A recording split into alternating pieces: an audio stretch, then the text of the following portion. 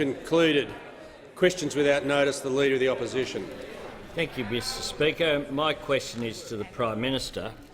Treasury has told Senate estimates today that no climate impact modelling has been done in the entire 7 years of this government. Now the Prime Minister has had 10 days to consider. Does he have the confidence in his position to agree to a debate at the National Press Club before the Climate Change Conference in Glasgow this year? The Prime Minister has the call. Thank you, Mr Speaker. Unlike the Labor Party, unlike those opposite Mr Speaker, we've got a plan. We've got a plan, Mr Speaker, and we've got a target for 2030 which we're going to meet and we're going to beat, Mr Speaker. Just as we have already met and will beat the target for 2020, Mr Speaker. And 10 years ago we were in opposition and we set out a plan to hit the 2020 target, Mr Speaker, and we have and will hit that target, and we will beat that target with the plan we put in place 10 years ago. And we have a plan to meet the 2030 target, and we set that out before the last election, Mr Speaker. Well, you don't like this answer. You're going to give me another one.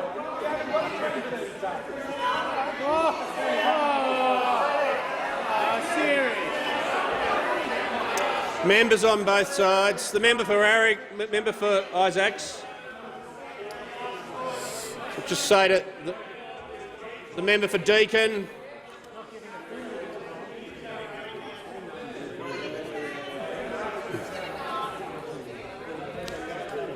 Can I just remind the Prime Minister and the Leader of the Opposition, anyone watching on television isn't hearing a word they're saying, but when we're ready to resume we can, because neither have the call. The Leader of the Opposition on a point of order. Mr Speaker, the question went to modelling, and the Prime Minister hasn't mentioned any of it. The Leader of the Opposition will resume his seat. I take that as a point of order on relevance. And the question was about that. It was also about the prospect of a debate. So I'm listening to the Prime Minister carefully. He's being relevant to the answer so far on the policy topic. The Prime Minister has the call. Thank you, Mr Speaker. What I've been outlining is what the government is doing to meet the targets we've set when it comes to taking action on climate change, which is exactly, Mr Speaker, which is exactly what the subject of the COP processes will be later this year. And our government has the track record of meeting and beating the targets we set when it comes to meeting our emissions reductions targets. Those opposite, Mr Speaker, can't even tell us what they think the 2030 target should be. Is it 45%, like the member for Maribyrnong thought it should be? Should it be 26%, like the member for Hunter thinks it should be? Should it be a target in 2035, as the member, I think, for Sydney thinks it should be? She was very happy with the 45% target. And, Mr Speaker, those opposite can't even work out what should be done by 2030, but yet they want to parade around the place and talk about a target for 2050. And a 2050 target without a plan means one thing, Mr Speaker. It means a tax on Australians. That's what a target without a plan means. It means a tax on Australians because they have no plan to make it happen otherwise, Mr Speaker. We're putting together the technology plan and the technology roadmap, Mr Speaker, which may well exceed a zero net carbon outcome in 2050, Mr Speaker. It may well exceed that, Mr Speaker. But those opposite came up with a target. They had no clue what it would cost, no clue how they would get there, Mr Speaker. The interview that the Leader of the Opposition gave on David Spears needed encryption analysts to work out what he was actually saying, Mr Speaker. They still haven't worked it out. Mr Speaker, Labor has no plan, no clue, no targets, no idea. The member for Reid has the call. Thank you, Mr Speaker. My question is to the Prime Minister. Will the Prime Minister update the House on how the Morrison government is continuing to take action in response to coronavirus? How is the government protecting Australians from this outbreak and building our resilience to the economic effects? The Prime Minister has the call. Thank you, Mr Speaker. I thank the member for a question. Earlier today, the National Security Committee met for some 3 hours once again, and there were some important decisions made, which I announced prior to coming into question time today, Mr Speaker. And those decisions related to the extension of the travel bans for mainland China and for Iran, but also to now extend a travel ban to the Republic of Korea. The Republic of Korea is one of those countries, Mr Speaker, where we've seen a greater outbreak of the virus. In addition, we have upgraded the travel warnings in relation to the ROK to level 3 for all of Korea, Mr Speaker, and for Daegu it goes to level 4, which is do not travel. We're also upgrading the enhanced screening, the processes for visitors that come from Italy. And, Mr Speaker, we have taken these decisions following receiving the health advice today, but indeed we've gone beyond that health advice in providing that travel ban in relation to the Republic of Korea.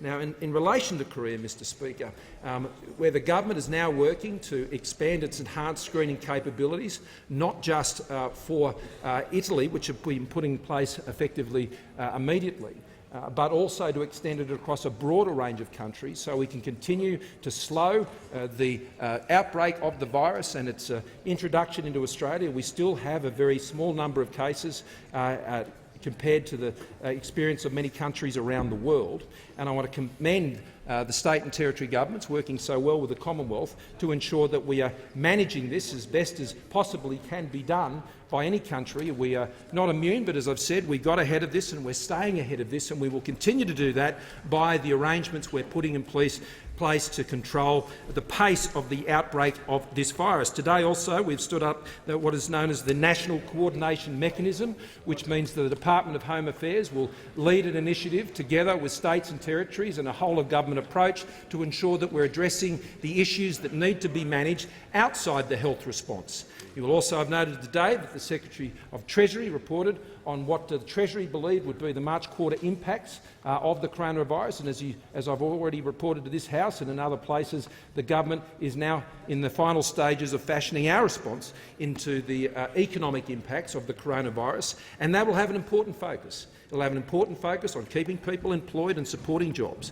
It will have a focus on keeping business in business, so those businesses can support those jobs and the incomes of Australians. And it will have a focus on ensuring that we bounce back better on the other side of this with our economy by ensuring we're supporting businesses to invest, Mr Speaker, throughout this time, because there will be a strong recovery on the other side of the coronavirus. In the meantime, we will keep Australians healthy and we will support those in business and those employed to ensure that they were there to enjoy the uptick that we'll see on the other side of the coronavirus. Prime Minister's time has concluded. The member for Ballarat. Thank you, Mr Speaker. And my question is to the Minister for Agriculture. Is the minister concerned about the impact of the government's inland rail route on agricultural businesses on the Condamine floodplain? If so, what is he doing about it? The Minister for Agriculture. Thank you, Mr Speaker. Can I thank the honourable member for her question? And yes, I do have concerns. In fact, I've been very public about those concerns. It is prime agricultural land. It is a complex floodplain in which inland rail is proposing to go across. This is an important piece of infrastructure for our nation, and obviously the farmers there I have been working very closely with. They are pragmatic people and they understand they want an engineering solution to something that is very difficult to get. That is why I've had many conversations with if you'd like me to answer, Mr Richard Wankmuller, the CEO of ARTC, about some of those concerns that go back to the hydrology, the baseline hydrology.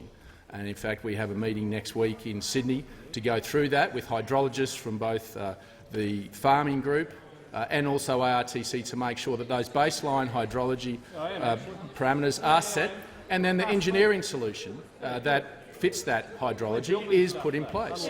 That is a calm, methodical approach to a key piece of infrastructure, but I will stand with those farmers who I represent and I know personally. They have significant businesses. They are important to this nation's economy. They are important to those communities. So we will work through this in a calm, methodical way, but ensure that this is predicated on science and engineering, not on emotion. The member for Moore. Thank you, Mr Speaker. My question is to the Minister for Health. Will the minister update the House on global and domestic developments relating to the coronavirus and the actions the Morrison government is taking to protect Australians from this outbreak, particularly in the aged care sector? The Minister for Health. Thank you very much, Mr Speaker, and I want to thank the member for Moore, in particular for his focus on the Joondalup Hospital, but also for his focus on aged care facilities and residents within his electorate. Around the world, we know that the coronavirus continues to spread, that we now have over 95,000 people who have been infected and over 3,250 who have sadly lost their lives. 80 countries have now been touched directly by the virus, and all are making preparations in different ways, shape and form. One area that is of particular concern, of course, to all is the elderly, because of their vulnerability, because of the fact that this virus has an impact on their susceptibility. So this has been our top priority, as agreed with the Prime Minister and the National Security Committee. As part of that, right from the outset, we have worked to take steps to protect facilities and to work with the aged care sector. In particular, we saw on the 31st of January, early in February and then later in February, direct communications with the whole of the sector. As well as that, though, there has been specific and ongoing communication with particular facilities and providers. This week, we have written directly to the sector on Monday. Again, a fact sheet is being issued on actions and procedures in line with what happens in flu season, but particularly for aged care facilities with regards to the coronavirus. And tomorrow, the Chief Medical Officer will be leading a planning workshop with the aged care sector to make sure that all issues in relation to workforce, residents and others are being taken care of. We know that, sadly, in New South Wales, the Baptist Care Facility in Macquarie Park has had a staff member who was infected, and in turn 14 residents have been in contact with that staff member, and 2 have been directly infected, and one has sadly lost their lives. I indicated that this may be the case, and that has now been confirmed, a 95-year-old woman, and that means Australia has now lost 2 citizens, both elderly, to the coronavirus. So this remains our absolute top priority of protecting and supporting older Australians. I want to thank New South Wales Health for their actions in following the plan. When the need was stood up, they were able to move in to provide the support, to assist, to make sure that isolation was occurring as has been agreed, as was planned and as was proposed. And the situation as with regards to flu has not just been replicated in relation to coronavirus, but stronger, further steps have been taken. I want to thank everybody and say we are working to— The Leader of the Opposition. Thanks, Mr Speaker. My question is addressed to the Prime Minister. Will the Prime Minister guarantee that Australians will not suffer a recession under his government? Members on my right. Members on my right. The member for Goldstein. Members on my left. The member for Ballarat.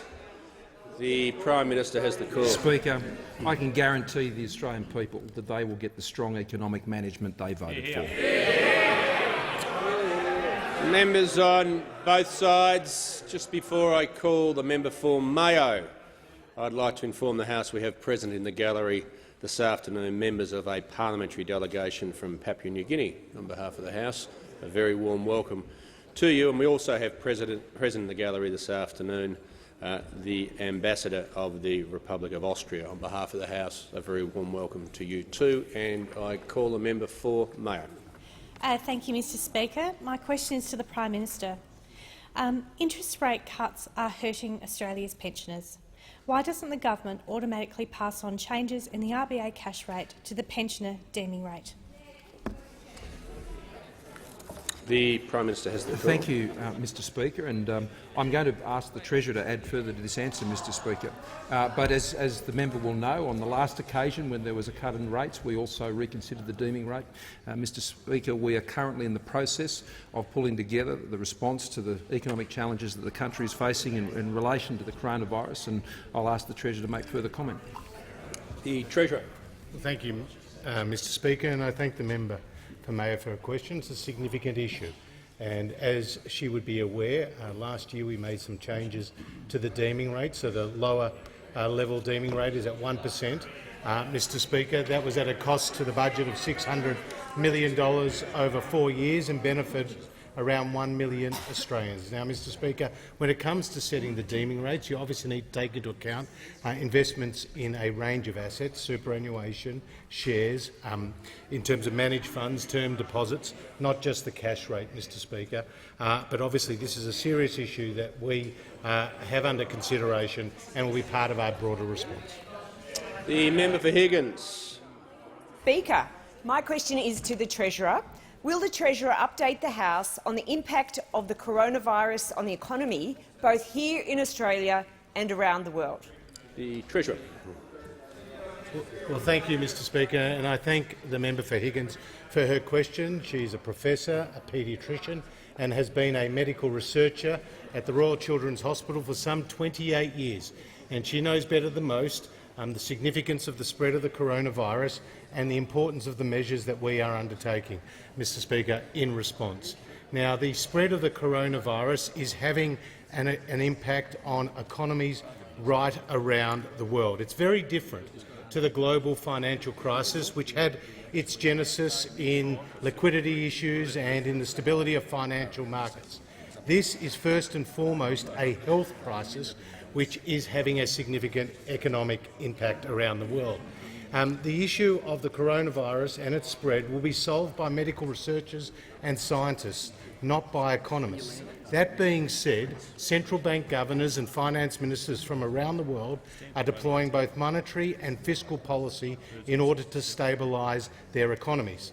And last night I joined a telephone conference call with the head of the International Monetary Fund, the head of the World Bank, my counterpart from the United States, counterparts from China, Japan, Korea, Singapore and other countries.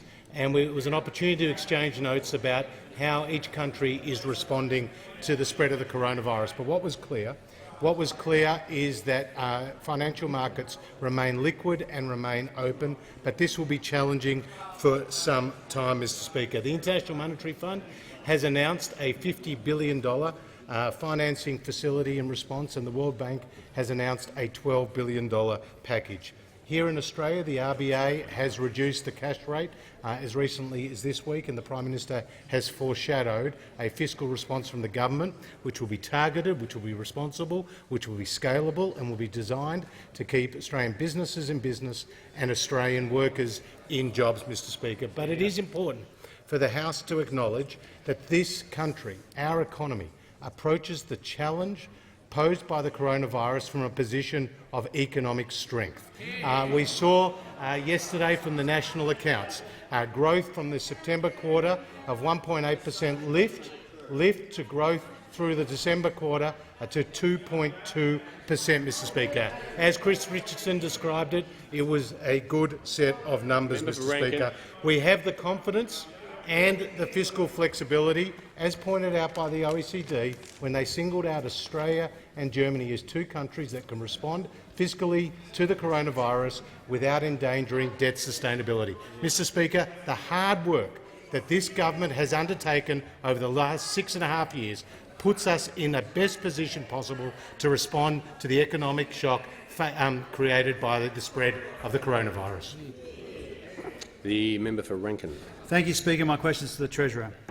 The Treasurer flagged in September the government would introduce tax breaks for business investment. It's now March and still nothing has happened.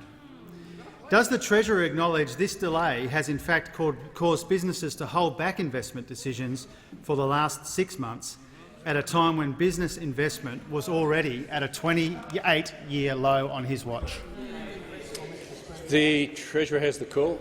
It's a bit rich coming from the member for Rankin, who took to the last election a tax on family businesses, Mr Speaker. It's a bit rich coming from the member for Rankin, who talked about an investment allowance which would start in 2021, Mr Speaker. The Treasurer will resume his seat. The member for Rankin will cease interjecting.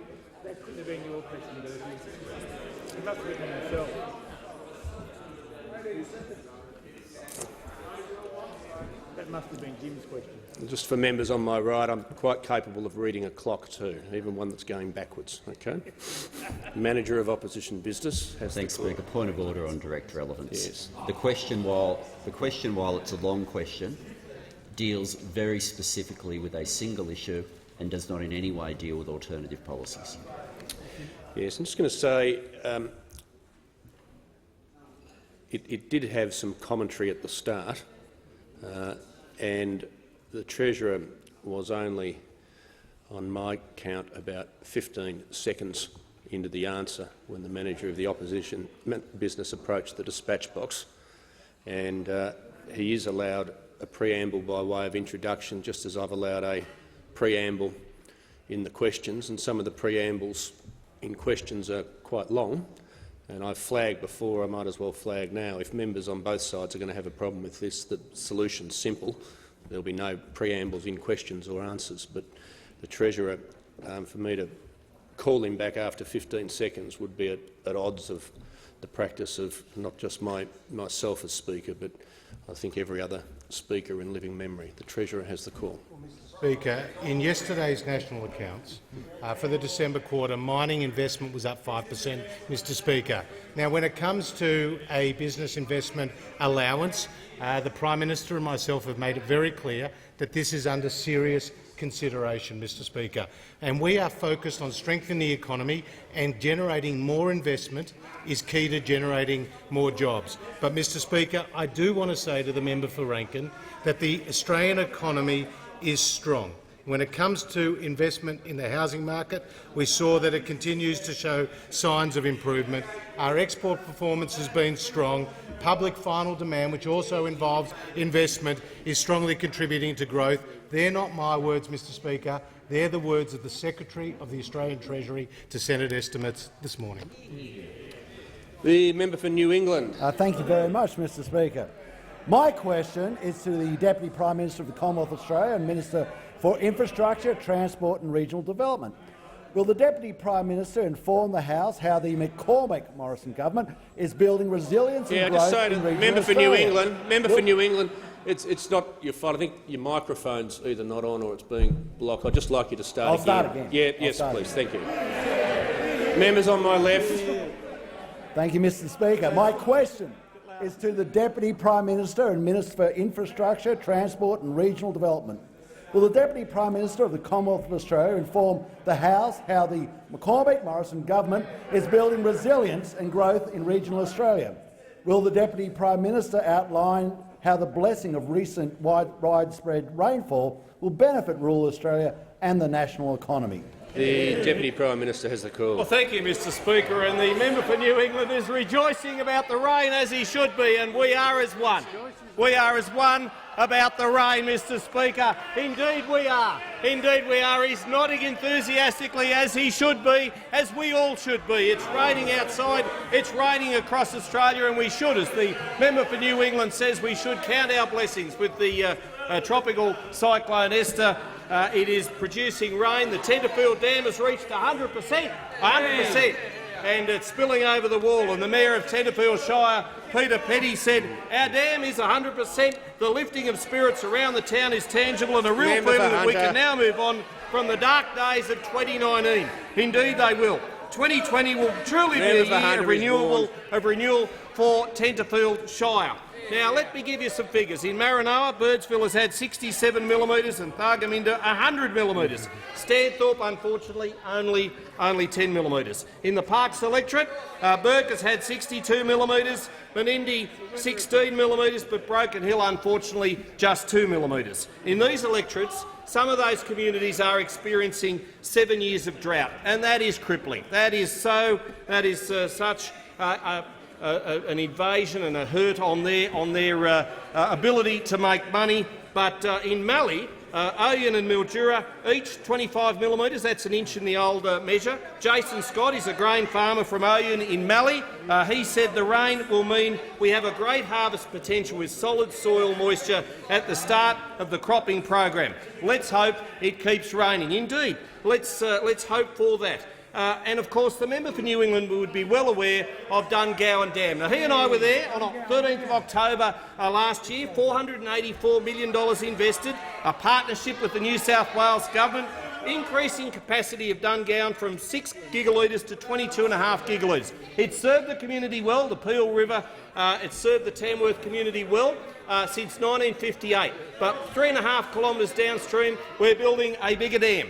And when you combine Dungowan and Wyangla Dam, which we're increasing from 85 to 95 metres, the wall, that is going to give the central west and northern New South Wales areas the additional capacity of an equivalent 1.2 Sydney harbours. That's going to increase agriculture. That's going to help us get to where we need to get in the future to build agriculture to a $100 billion sector from the $60 billion it is now. And that's progress. That's what we need in our country. We're building dams through the National Water Grid. We're mapping the future of water security, applying the best science available. Now, not every community has received the rain that it needs, and if it rained for 40 days and 40 nights for some of those communities, they would still not be breaking the drought. But we will be there supporting them through it with $8 billion on the table already for the Drought Future Fund and other measures. That's concluded. The member for Kingsford Smith. Deputy Prime Minister, the member for Sydney. Thank you, Mr Speaker. My question is to the Prime Minister. How can we trust the government's promised stimulus package will be effective when it's already bungled the bushfire recovery, not spent a cent of its promised $4.8 billion urban congestion fund on urban congestion, and still hasn't implemented a business tax incentive that it flagged 6 months ago? Good question. The Prime Minister has the call. Mr Speaker, this is the government that over the last 6 years has restored the balance sheet of this country. Restored the balance sheet of this country from the reckless member for Sydney spending and, Mr Speaker, the inept financial management of those opposite, Mr Speaker. And Australians have returned this government not once, Mr Speaker, but twice, Mr Speaker, because they understand that the Liberal and National parties know how to manage money, Mr Speaker. And that's why they know, as we come together and we deal with this very real and significant challenge to our economy, which has been caused by the global coronavirus, Mr Speaker, they know that we will have the discipline to ensure that these measures will be targeted to those affected who need it most, that they will be measured and proportional to the challenge, Mr Speaker, and that they will be scalable to ensure that the government can continue to respond as is necessary to support, to keep Australians healthy, to keep Australians in jobs, to keep Australian businesses in business, Mr Speaker. This is the government that's cut taxes. This is the government that has led to the creation of 1.5 million new jobs, Mr Speaker. This is the government that on the most recent national accounts has seen growth well in excess of the OECD average, Mr Speaker, and compared to the G7 nations, Mr Speaker, only the United States was growing more quickly than Australia over the last 12 months. Mr Speaker, what I know about the economic management of those opposite is when they put stimulus measures in place, they sent cheques to pets and dead people, Mr Speaker. They engaged in programs which saw people's homes burn down and overpriced school halls. They saw a stimulus package, Mr Speaker, that they were still spending money on 4 years after the crisis had passed, Mr Speaker. The Australian people remember the fiscal recklessness of the Labor Party, and that's why they keep rejecting them time after time after time. This leader of the Labor Party, Mr Speaker, this leader of the opposition, is arguably the most financially inept of all the leaders they've had in the past. Mr Speaker, he's cockier than the last bloke, Mr Speaker. He's more arrogant than the last bloke, Mr Speaker, and he's even more incompetent. The member for Barara. Thank you, Mr Speaker. My question is to the Minister for Education. Will the minister update the House how the Morrison government is working with the education sector to ensure that the education sector is well prepared to meet the challenge of coronavirus? The Minister for Education. Thanks, Mr Speaker. And can I thank the member for his question? I know his passion for education and his interest in this area. And it's an incredibly important question. As the Prime Minister said earlier, the National Coordination Mechanism has been established, and that will provide the overarching framework for coordinating the national response to the coronavirus, to COVID-19. Education will be a key component of this overarching framework. Last Friday, I held a hookup with all state and territory education ministers to discuss planning preparedness in the childcare sector and the school sector. I've held discussions with Universities Australia about the higher education sector, and discussions have been had with the vocational education sector. For the information of everyone in the House, there are fact sheets which are available for schools and early childhood centres for their students and parents, and I would ask everyone to make sure that their childcare centres and their schools in their electorates are aware of these fact sheets and know that they are there and they are available, because it's absolutely vital that we get the necessary information out. There's also information for universities, for private higher education providers, vocational education facilities and private vocational education providers, for their students and their staff. And I would say to all members, please make sure you're aware of those fact sheets and you know that they're available for your constituents if they have any concerns or are seeking information. Can I thank the state and territory education ministers for the very responsible way that they've been dealing with the coronavirus. They have wanted to make sure that there is seamless information flow between the Commonwealth and the states and territories. I continue to speak to them on a daily basis, sometimes on a weekly basis, to make sure all that information is there. Can I also thank the higher education sector, Universities Australia, for the coordination role they're taking. They are making sure that all our universities have in place plans to deal with the coronavirus, to make sure that if staff members or a student happen to be unwell, to need attention, then they have in place the plans to deal with that. It's incredibly important as a nation that we are prepared for this, that we have the facts there, that we can keep the community calm. That exactly is what the government is doing, working cooperatively with everyone. The member for Ballarat. Thank you, Mr Speaker. And my question is to the Prime Minister. Can the Prime Minister confirm the Urban Congestion Fund was announced in the 2018 budget? Can he also confirm that despite spending $17 million on advertising and marketing campaign ahead of last year's election, not 1 cent has been spent reducing urban congestion from this fund? The Minister for Population, Urban Congestion. Well, I thank the member for her question. I can confirm that already we have 9 projects which are either under construction or are out to tender as we speak, and that this year we will have 69 projects which will be under construction, and we expect the vast majority of those to be under construction, the remainders to be under construction the following year. And of course we're working very closely with our state and territory counterparts to see that they are done as quickly as possible. And even in Victoria, where we have the vast majority of those projects, as the Minister herself has said, they are working as quickly as possible to get those projects done, and in most cases they are the delivery partner.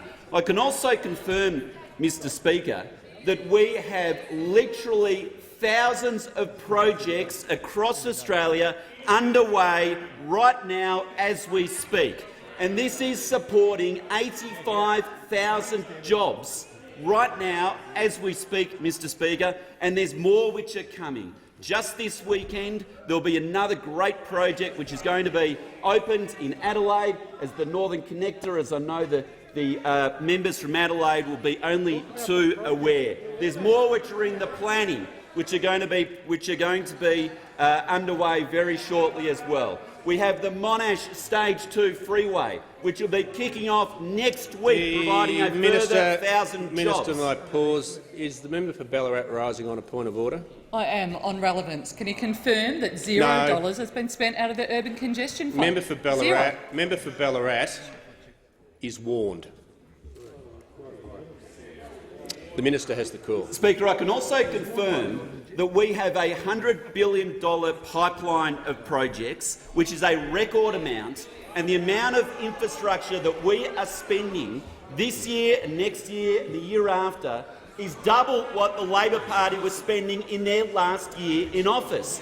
And we are able to do this, Mr Speaker, because we have carefully managed the budget and we have managed our finances well, so that we've got this record amount to spend on critical pieces of infrastructure. Pieces of infrastructure like the Western Sydney Airport, Mr Speaker, a project which the Labor Party and the Leader of the Opposition talked about day in and day out, but could never get it underway, because he couldn't deal with the issues on the ground and he didn't have the money to be able to do it. You can only do these infrastructure projects, Mr Speaker, when you have sound fiscal management and actually have the money to be able to build them. And we've got $100 billion. We've got projects right across the country underway as we speak, 85,000 jobs being supported as we speak, and more on its way. The member for Greenway. The member for Canning. Thank you, Mr Speaker. My question is to the Attorney-General. As Acting Minister for Home Affairs, will the Attorney outline to the House the measures the Morrison government is taking to protect Australians from the outbreak of the coronavirus? The Attorney-General representing the Minister for Home Affairs. Thank you, Mr Speaker, and I thank the member for his question and for his ongoing contribution to national security. As the Prime Minister noted, another very significant decision of the government was made this morning, which decision is obviously designed to slow the onset of what is now the inevitable fact of increasing numbers of clinical presentations of COVID-19. And obviously decisions about travel, both in terms of bans and/or restrictions, are designed to work in conjunction with ongoing domestic measures. All of these are designed to slow the onset of clinical presentations, and of course that is critically important to minimise pressures on the health system that will occur in due course. Domestically, those measures are tracking, testing, screening, case isolation and contact quarantine. But as the Prime Minister announced a short time ago, on the advice of health authorities, the government has determined changes with respect to travel for two high-risk jurisdictions. Foreign nationals who were in the Republic of Korea on or after 5 March will not be allowed to enter Australia for 14 days from the time they have left or transited through the Republic of Korea, and Australian citizens and permanent residents arriving from the Republic of Korea will be subject to 14 days home-based quarantine. And obviously the government is always looking at the most effective nature of restrictions, and in making this determination on the practicality and capacity as between enhanced screening and bans, I can inform the House, for the House is noting, that during the snapshot period between 15 February and 4 March of this year, the total arrivals of Italian nationals was 4,800, and the total arrivals of Korean nationals was 16,440. So we've made a practical determination. With respect to those coming in from Italy, there will be pre-boarding and post-arrival enhanced screening. Pre-boarding, there will be mandatory questions at check-in. Border Force liaison officers at overseas airports will work with airlines to identify travellers who should not board. Airlines will also be required to refuse uplift for anyone identified as being unwell. Any passengers identified as unwell on the flight will be identified and referred for further assessment upon arrival. On arrival in Australia, travellers will not be able to use smart gates. Passengers identified as having been in Italy will be referred for health screening at the airport, including temperature and other related health checks, and those presenting symptoms will be subject to further decisions by health officials in the airports. Now, if I just might take the final opportunity to thank all of those hard-working men and women at Border Force, not only for their hard work, but they themselves are taking risks in making these restrictions and bans work. and their incredible adaptability to changing circumstances, and the government's decision-making on those changing circumstances has been nothing short of remarkable. The Deputy Leader of the Opposition. Thank you, Mr Speaker. My question is to the Prime Minister. Yesterday, General Campbell, the Chief of the Defence Force, and the Prime Minister were asked the same question. Did they speak about the Prime Minister's bushfire ad? General Campbell answered yes. General Campbell could give a straight answer to that simple question. Why can't the Prime Minister? Did General Campbell speak to the Prime Minister to object to the Liberal Party bushfire advertisement? The Prime Minister has the call. Mr Speaker, I confirmed yesterday that the CDF and I had discussed this matter. I confirmed that in this House yesterday. Members on my left. Those opposite Members may not have been left. paying attention, Mr Speaker, but if they reflect on what I said yesterday, I confirmed that he and I spoke, Mr Speaker, on regular occasions. It includes this matter, Mr Speaker. Prime Minister and I will wouldn't pause. characterise. Prime Minister will pause for a second. Sorry, the Prime Minister, your microphone was off because I'm warning those on my left who demand that I hear the answer. The Prime Minister has the call. Thank you, Mr Speaker. And I would not characterise the conversation in the way that the member just did at the dispatch box, Mr Speaker. The member for Leichhardt. Thank you very much indeed, Mr Speaker. My question is the Minister for Agriculture, Drought and Emergency Management. Will the Minister outline the House, to the House the quarantine and biosecurity measures that the Morrison government has taken to ensure that Australia is well prepared to respond to the coronavirus and other risks? Minister for Agriculture.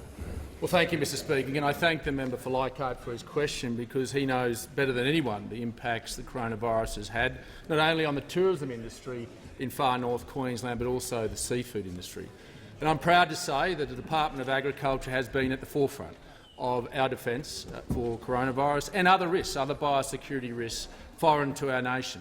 And I'm proud of the men and women of Biosecurity Australia who have been at the forefront of this. They are the ones that have been entering the aircraft and vessels that come from foreign ports in enhanced screening of those countries that pose greater risk, particularly in the past China and now Italy. And we'll do it for any other nation if science predicates us to do that. And I'm proud of the fact that these men and women have put their safety on the line for our nation. We've done that with safety precautions to their well-being, to have the equipment they need. They are entering these aircraft and vessels and making sure that they are having assessments of those passengers on board for any signs or symptoms of coronavirus. They're also handing out face masks to anyone that may not have one, and also handing out information material. And we're working with airlines and shipping companies that they also hold up to their responsibility of notifying biosecurity officers of anyone that is ill on those voyages, and making sure then that we work in quarantining those people from those aircraft and vessels into quarantine health precincts within the ports. Those people will then be triaged, they'll be treated, and then obviously made sure that they get the follow-up treatment they're required. And that's about keeping not only them safe but Australians safe. And we've been able to do that as well as keep Australia safe from those foreign biosecurity risks because of the investments we've made in biosecurity. In fact, we made a $66.6 million extra investment in biosecurity only in the last 12 months to keep us protected from things like foot and mouth disease and African swine fever. And that's been about putting more boots on the ground at our ports, and also dogs, and now technology, 3D X-rays, to be able to help our biosecurity officers to keep us safe from those risks, but actually be able to live up to our responsibilities under the coronavirus.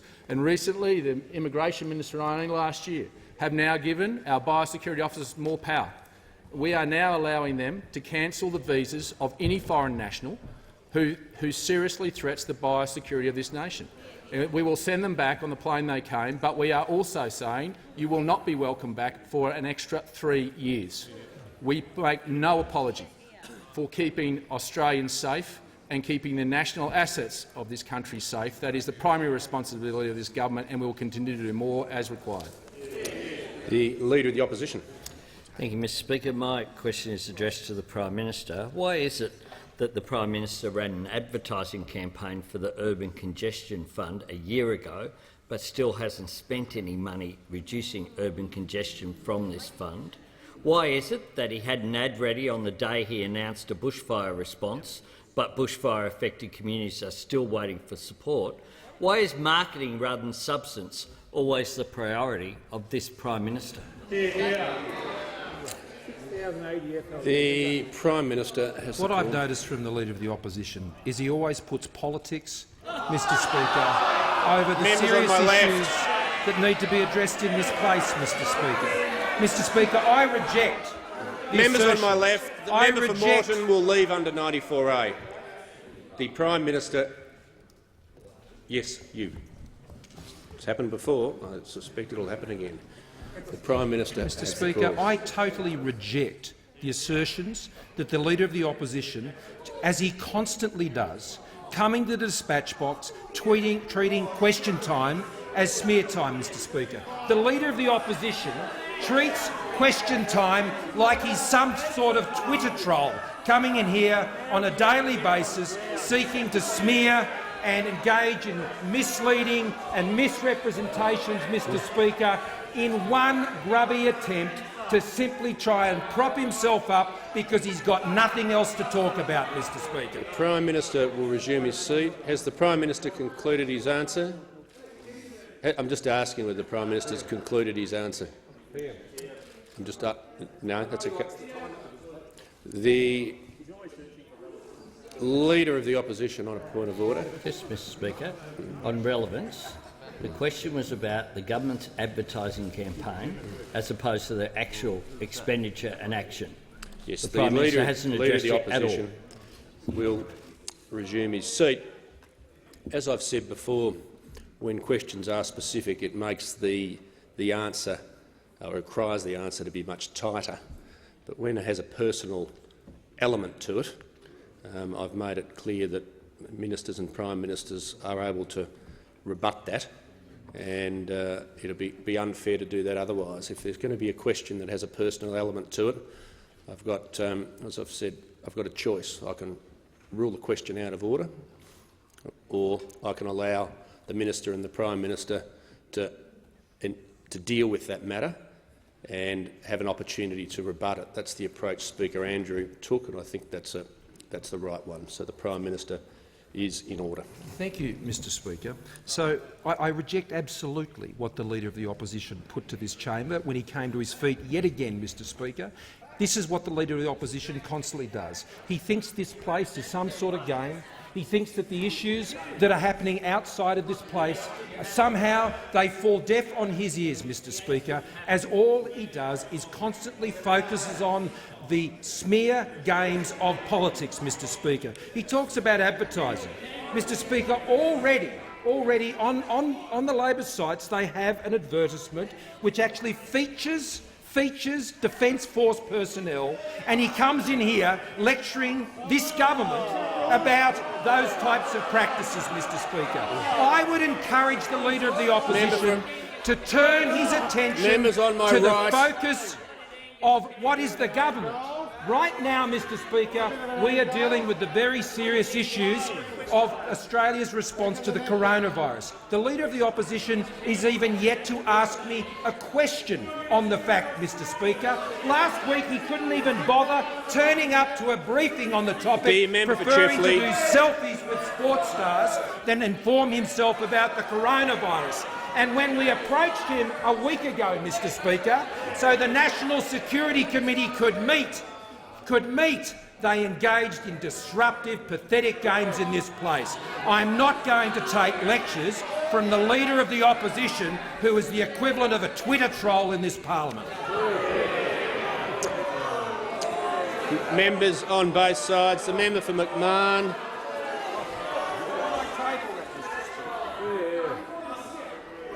No, a Prime Minister or a Minister can table a document at any time, okay? At any time at all. The member for Moncrieff. Thank you, Mr Speaker. My question is to the Minister for National Disability Insurance Scheme and the Minister for Government Services. Will the minister outline to the House what actions the Morrison government is taking to protect Australians living with a disability from the outbreak of the coronavirus? The Minister for the National Disability Insurance Scheme. Thank you, Mr Speaker. Can I thank the member for Moncrief for her question and acknowledge her hard work in supporting 1,380 participants in her electorate, and of course 61,000 right across Queensland.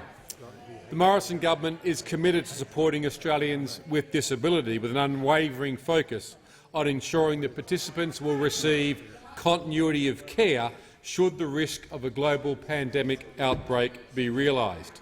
In fact, all of the agencies, including Services Australia and the NDIA, are preparing intentionally. These past few weeks were focused on the readiness of the agencies, and last week they were instructed to commence their emergency response capability. Activities are focused on building resilient and sustainable service capability in the face of different scenarios. The NDIA has appointed an incident controller to support preparedness activities with a fully dedicated and resourced team to implement the response. The NDIA is in the process of rolling out a crisis communication system. I know the Leader of the Opposition isn't interested in the crisis communication and incident controllers for the NDIA, but it actually might help if you listen. The rather Minister than will be a resume Twitter his troll. seat. Minister will resume his seat. Minister will resume his seat.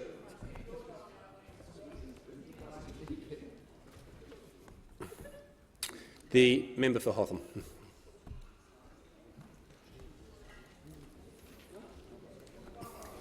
Thank you, Speaker. My question is to the Prime Minister. Has the government started work on an advertising campaign for a stimulus package? The Prime Minister has the call. The appropriate communication. No. The member for Ryan. Thank you very much, Mr Speaker. My question is to the Minister for International Development and the Pacific. Will the minister outline to the House how the Morrison government is supporting our Pacific friends and our neighbours to respond to the coronavirus outbreak? The Minister for International Development and the Pacific. Thank you, Speaker. And I want to thank the member for Ryan in particular for his question. I want to note his strong and effective advocacy for Pacific peoples, not just in his electorate but across south-east Queensland. And it would be remiss of me not to acknowledge the very senior delegation that we have here from Papua New Guinea today, of governors and members. And I want to say on behalf of the Parliament and the Australian people, thank you for everything you did for us in the season of crisis that we had here in Australia. We thank Papua New Guinea very deeply, from our hearts. Mr Speaker, the health security of Australians living at home or across our wider region is the top priority of the Morrison government.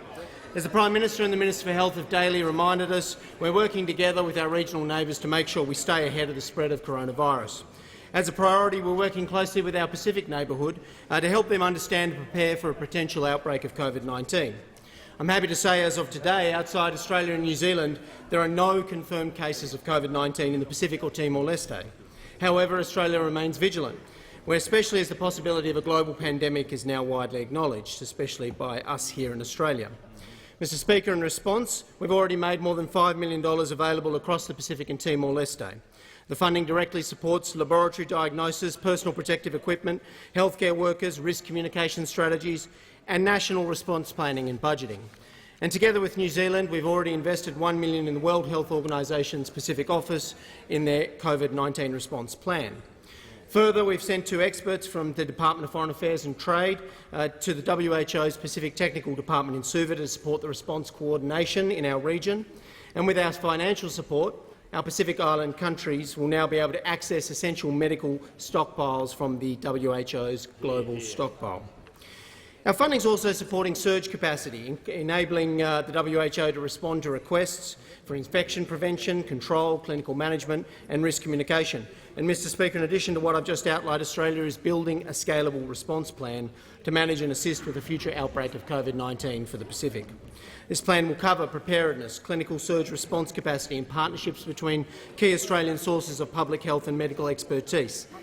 And, Mr Speaker, the long, hot summer that we've seen in the bushfire crisis demonstrated that close and strong familial bond between Australians and Pacific Island people.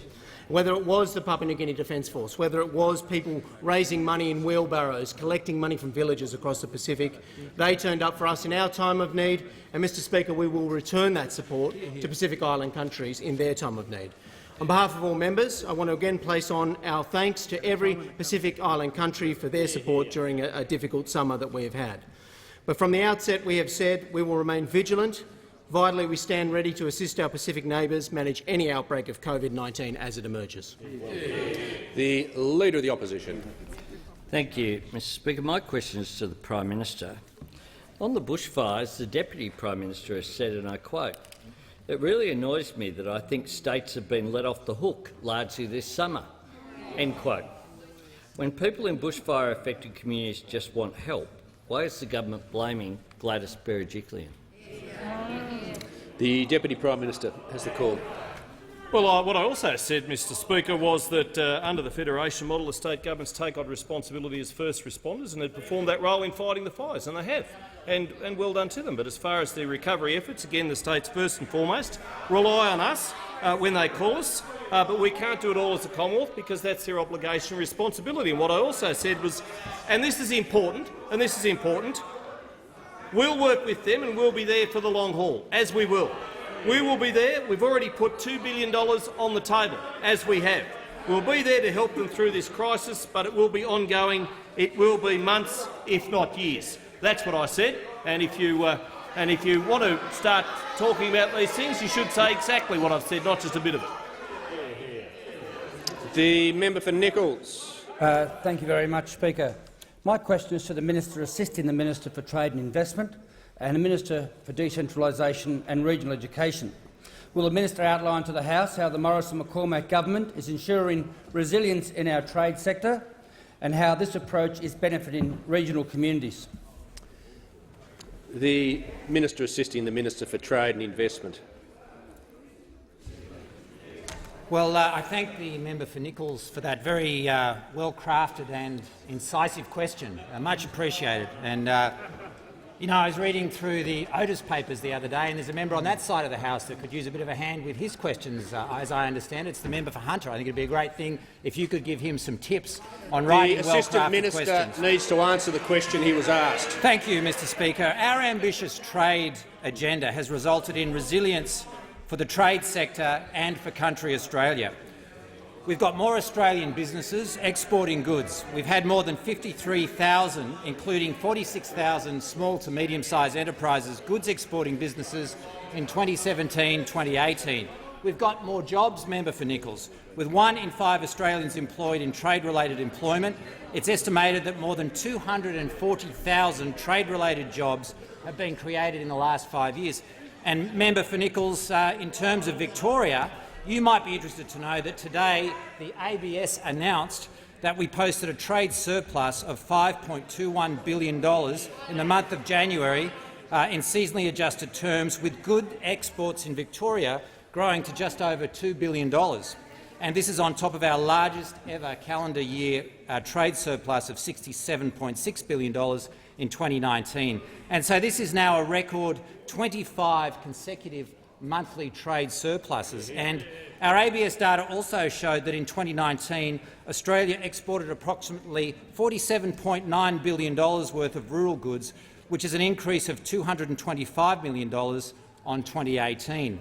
And I note, member for Nichols, that in January rural exports rose 5.7%, a very encouraging result.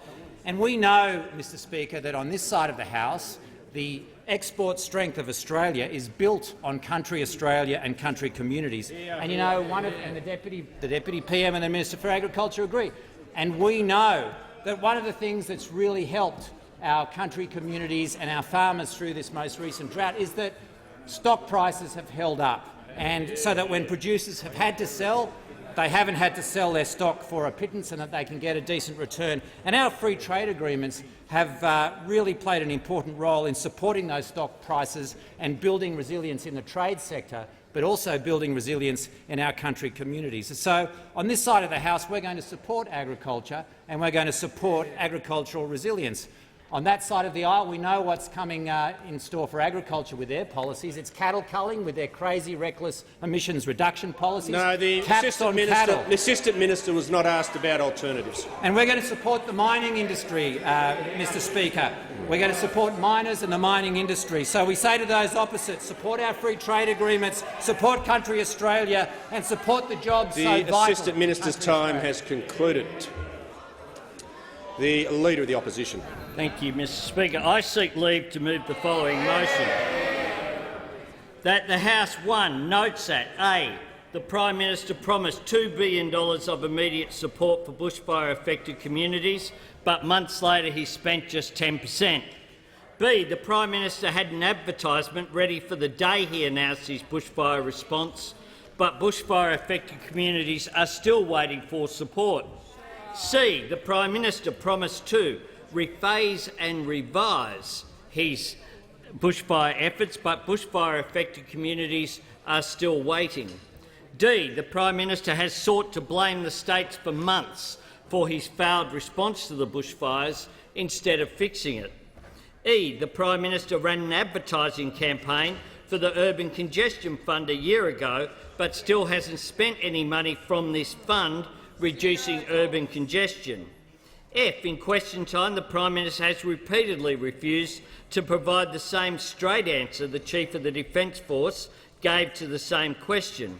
And G, the Prime Minister has refused to give straight answers about his role in the sports rot scandal, despite the Australian National Audit Office finding his office was directly involved even on the day the election was called.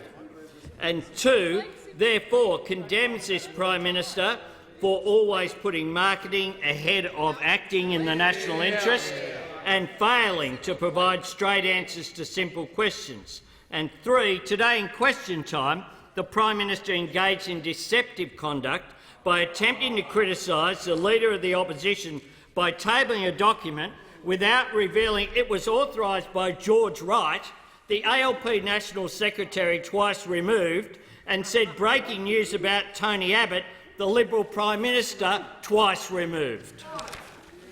Is leave granted? The Leader of the House. Leave is not granted. The Manager of Opposition. See the Leader of the Opposition. Members on my right, the Leader of the Opposition has the call. I move that so much of standing and sessional orders be suspended as would prevent the Leader of the Opposition from moving forthwith. That the House 1 notes that A, the Prime Minister promised $2 billion of immediate support for bushfire-affected communities, but months later he spent just 10%. B, the Prime Minister had an advertisement ready on the day he announced his bushfire response, but bushfire-affected communities are still waiting for support. C, the Prime Minister promised to rephase and revise his bushfire efforts, but bushfire-affected communities are still waiting. D, the Prime Minister has sought to blame the states for months for his failed response to the bushfires instead of fixing it.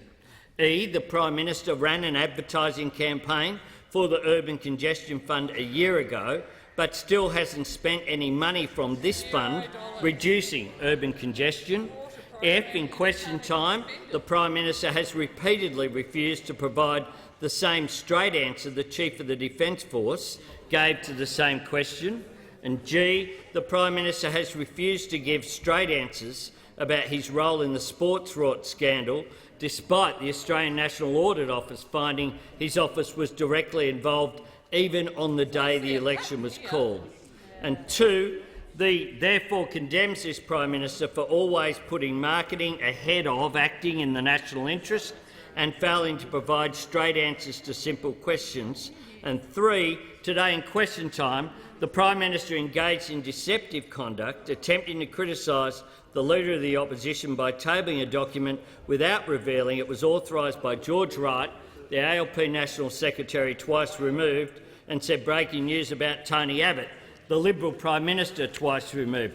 Mr Speaker, the fact is this is the Humphrey B. Bear of politics. The Leader of the Opposition will resume his seat. The Leader of the House. Speaker, I move that the member no longer be heard. Leader of the House has moved that the Leader of the Opposition be no further heard. All those of that opinion say aye. To the contrary, no. If the ayes have it, division required. We'll ring the bells for 4 minutes.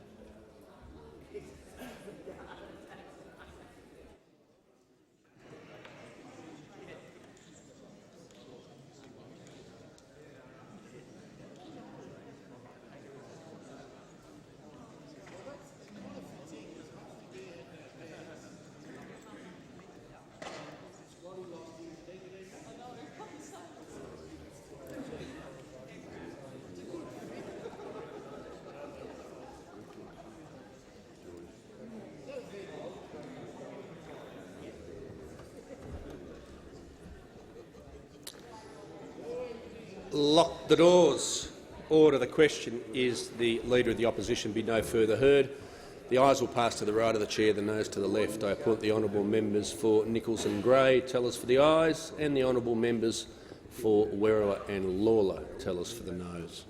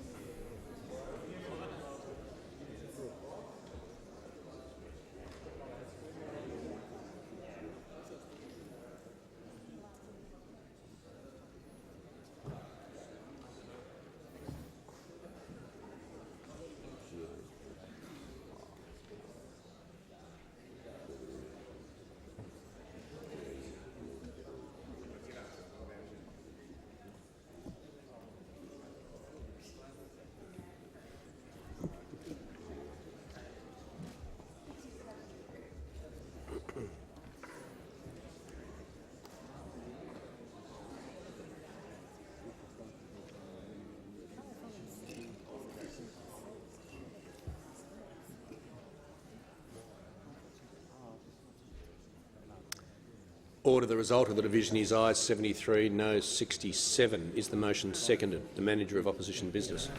Seconded. He's an ad man without a plan. Thinks he's above it all. Thinks he doesn't have to answer questions. Will resume his seat. The Leader of the House. Mr. Speaker, I move that the member no longer be heard. The Leader of the House has moved the Manager of Opposition Business be no further heard. All those of that opinion say aye. To the contrary, no. The ayes have it. Division required. Ring the bells for 1 minute. I appoint the same tellers as the previous division. And as this is a successive division, members must remain in their seats unless they're changing their vote or leaving the chamber, in which case they must report to the tellers. We're going to raise it, mate. Get it ready.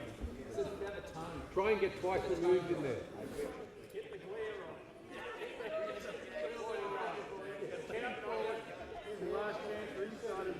Work on your crossface. Check the tan. Get the light right. Ready there. Come on, baboon up, Miles.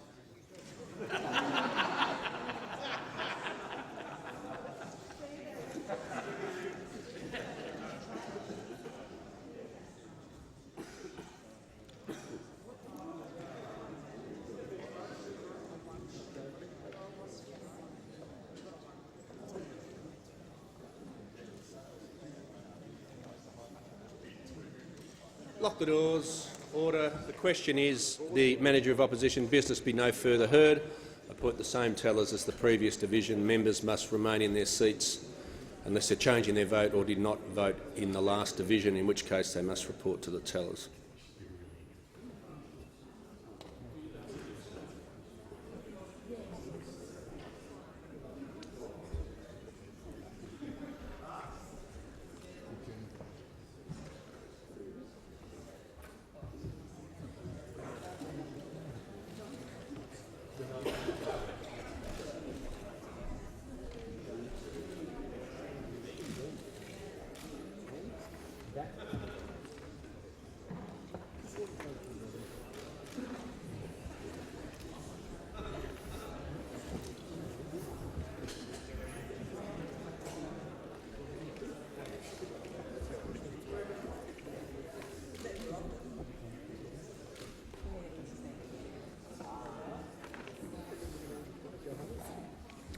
Order. The result of the division is ayes 73, no 67. The question is therefore resolved in the affirmative. The question is that the motion be agreed to. The Deputy Leader of the Opposition.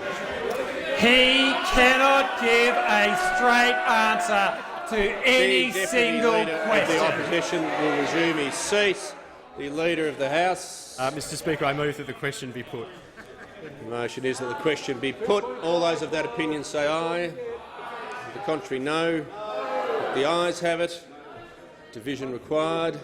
Ring the bells for 1 minute. I again appoint the same tellers as the previous division. And again, members must will remain in their seats unless they're changing their vote or leaving the chamber, in which case they must report to the tellers.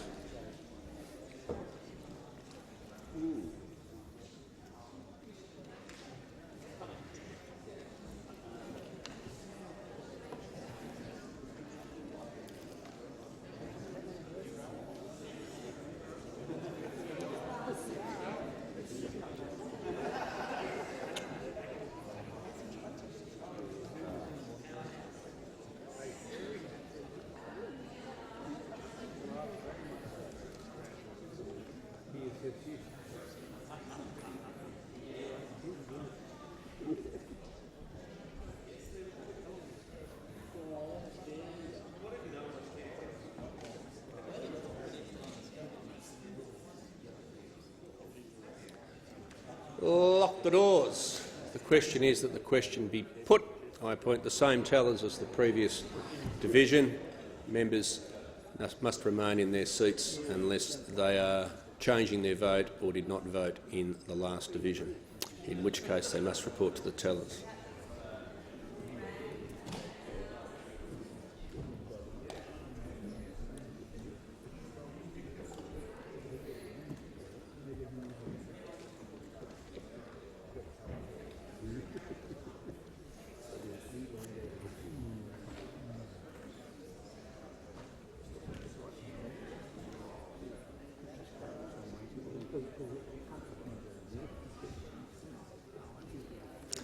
Order. The result of the division is ayes 73, no 67. The question is therefore resolved in the affirmative. The question now is that the motion moved by the Honourable the Leader of the Opposition be agreed to. All those of that opinion say aye. To the contrary, no. No. I think the noes have it. Division required. Ring the bells for 4 minutes.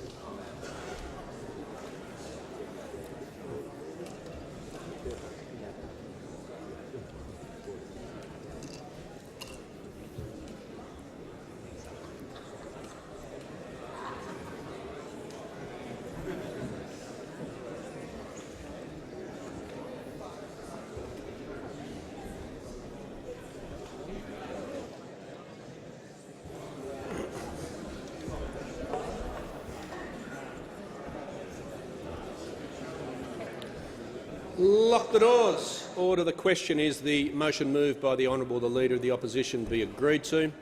The ayes will pass to the right of the chair, the noes to the left. I report the honourable members for Nichols and Gray tell us for the ayes, and the honourable members for Lawler and Werriwa tell us for the noes.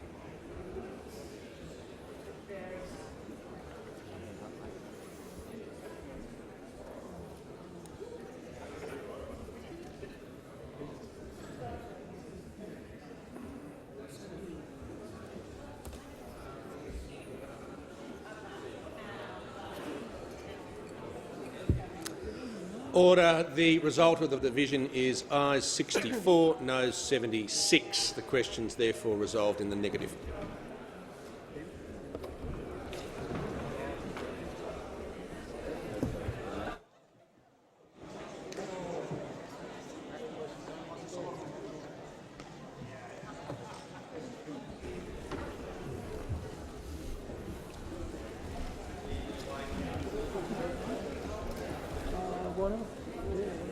Members can return to their seats as quickly as possible. We're still in question time.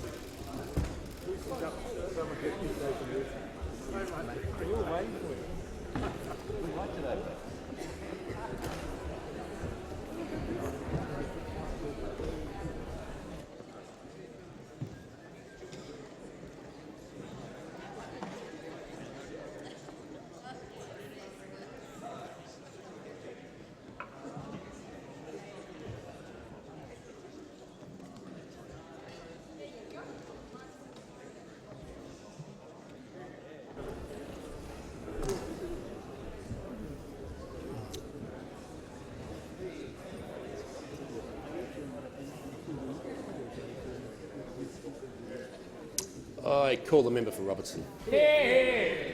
Thank you, Mr Speaker. And my question is to the Minister for the Environment, representing the Minister for Women. Noting that this Sunday is International Women's Day, will the Minister update the House on the Morrison government's commitment to gender equality? The Minister for the Environment, representing the Minister for Women. Thank you, Mr Speaker. Members on my Cheers left. Opposite. That's exactly what I'd expect, but I really thank the member for Robertson and congratulate her on her leadership in women's policy. Sunday is International Women's Day, with the theme that an equal world is an enabled world.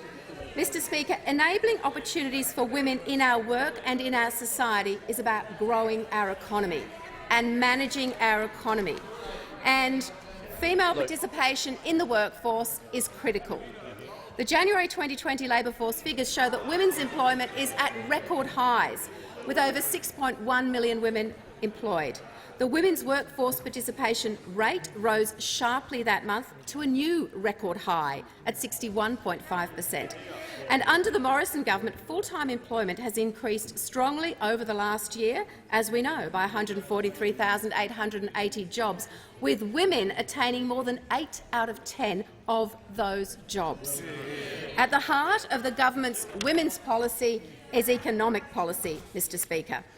And we've changed the superannuation rules, including concessional catch-up contributions, to boost superannuation for women, so women can take time away for their family responsibilities, because financial independence while working has to extend into retirement.